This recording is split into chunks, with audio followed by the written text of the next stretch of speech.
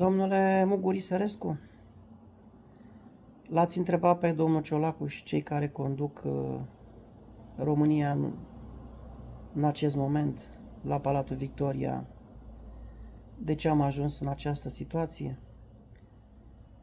L-ați întrebat de ce economia merge atât de prost, de ce avem peste 200 de miliarde datorie la bănci și la cei care împrumută cu dobânzi astronomice România?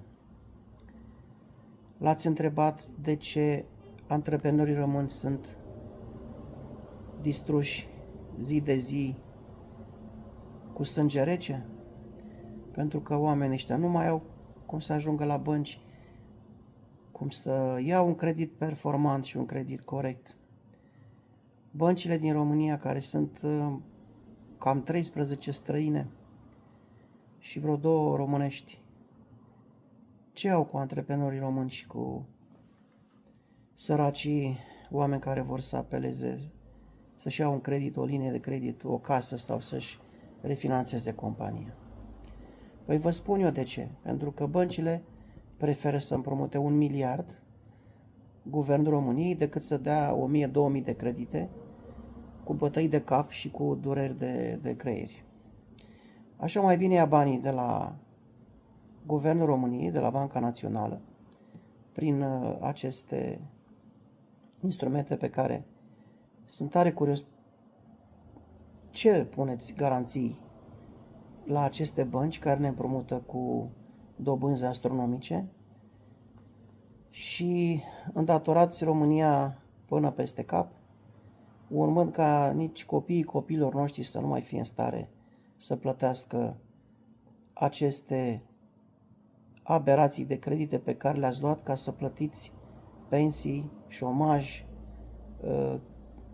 și personalul din administrația din România, care este foarte, foarte excesiv și foarte numeros. Banii nu i-ați băgat în economie, nu i-ați dus într-o piață reală pentru dezvoltare și pentru prosperitatea românilor.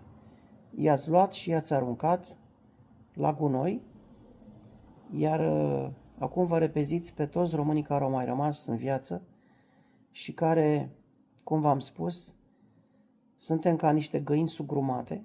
Ne-ați pus sârmă ghimpată în jurul gâtului și zi de zi ne strângeți din toate părțile să vă plătim taxe, impozite, TVA, absolut orice, numai ca să ieșiți din acest colaps.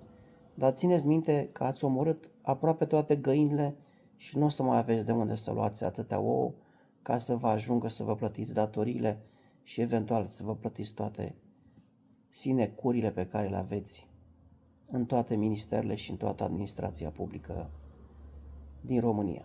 Dragi români, să știți că părerea mea este că România este în faliment, iar Uniunea Europeană va intra în curând în colaps.